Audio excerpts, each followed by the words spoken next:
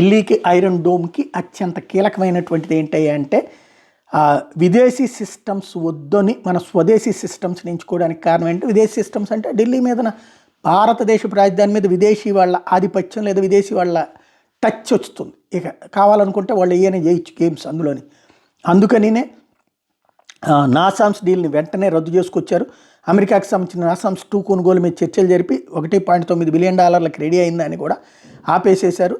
ఎందుకంటే spare parts కోసం వాళ్ళ మీద ఆధారపడాలి. అట్లా భవిష్యత్తులో శాంక్షన్స్ భయాలు ఉంటాయి. టెక్నాలజీ వాళ్ళేమి మనకి బదలాయించరు కాబట్టి దాన్ని పక్కన పెట్టేశారు. అందులో ఉక్రెయిన్ యుద్ధం అప్పుడు ఆ విషయాన్ని గమనించారు కూడా కదా, రష్యా మీద పెట్టినటువంటి ఆంక్షలు ఇట్లాంటివన్నీ కూడా. ఇప్పుడు ఉక్రెయిన్ యుద్ధం వలన మనకు కూడా తెలిసినటువంటి అంశం ఏంటంటే పెద్ద పెద్ద మిసైల్ అక్కర్లేదు, డ్రోన్స్తో నాశనం చేసేసుకుంటున్నారు రష్యా అయినా ఉక్రెయిన్ అయినా సరే.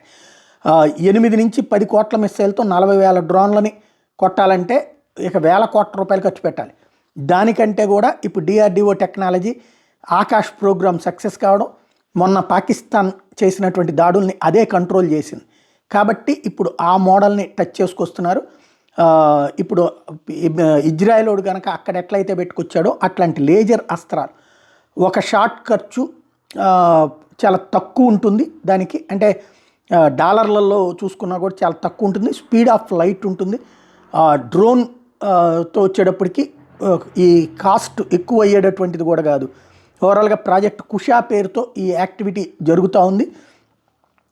ఇండియన్ S-400 లాంటిది అనమాట. ఇది మన సొంత తయారీ లేదు, రష్యా S-400 కూడా పోటీ అనుకోవాలి. ఇది 350 కిలోమీటర్ల దూరంలోనే కంట్రోల్ చేయగలదు.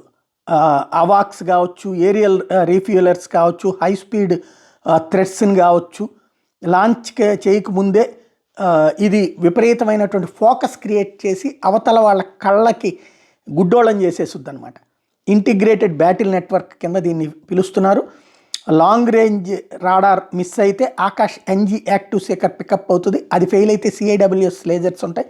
అంటే ఈ 3 అంచెల వ్యవస్థని ఏర్పాటు చేసుకొస్తున్నారు ఢిల్లీ కోసం అని చెప్పేసి.